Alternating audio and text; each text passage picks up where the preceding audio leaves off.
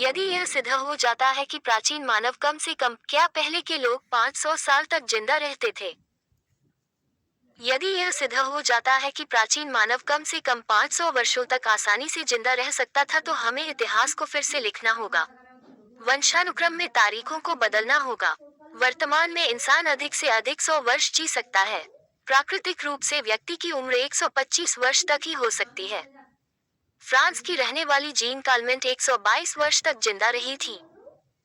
भारत में सबसे उम्रदराज वर्तमान में हिंदू सन्यासी स्वामी शिवानंद हैं, जिनकी उम्र 120 वर्ष की है।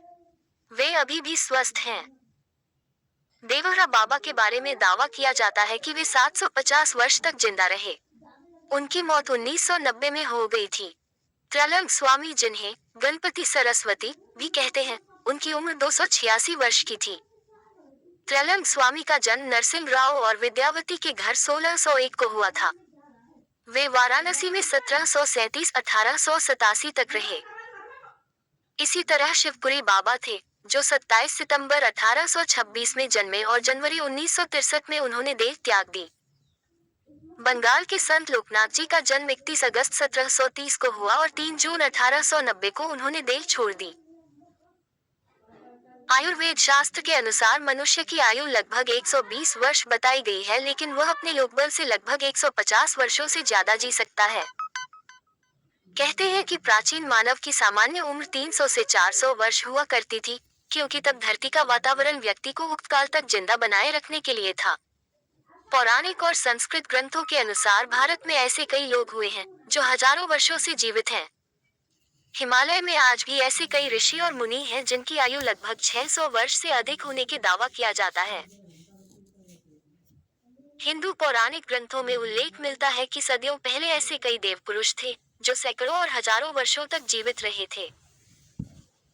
पुराणों के अनुसार अश्वत्थामा, बलि, व्यास, हनुमान, विभीषण, कृपाचार्य, परशुराम और मार्कंडेय ऋषि के अलावा अन्य कई ऐसे लोग हैं जिनके बारे में कहा जाता है कि वे आज भी जीवित हैं। क्या ये संभव है कि कोई व्यक्ति हजारों वर्ष तक जीवित रह सकता है? रामायण काल के परशुराम और जामवंत महाभारत में भी नजर आते हैं। बाइबल के मुताबिक आदम 930 साल, शेत 912 साल और मतुशेलह 969 साल जिए थे, यानी मतुशेलह अगर 31 साल और जीता तो पूरे 1000 साल का हो जाता। उत्पत्ति 5:5, 8, 27। इस तरह नूह या नोहा 950 वर्ष तक जिंदा रहे थे। नूह और वयस्वत मनु की कहानी मिलती जुलती है। तो क्या हम यह मान ले कि प्राचीन काल का मानव कम से कम 500 वर्षों तक तो जिंदा रह ही लेता था? इसका मतलब वह इस दौरान क्या क्या कर सकता होगा, कितने विवाह करता होगा और कितने बच्चे पैदा करता होगा? सोचा जा सकता है कि 500 वर्षों तक जीने वाले मानवों के समूह में जो ज्ञानी होगा वह कहां कहां घूमकर आ गया होगा, और जहां भी गया होगा उसने अपने ज्ञान और समाज की छाप जरूर छोड़ी होगी। ये भी हो सकता है कि उसने मुखिया बनकर एक नए समाज, धर्म और राज्य की नींव भी रखी होगी।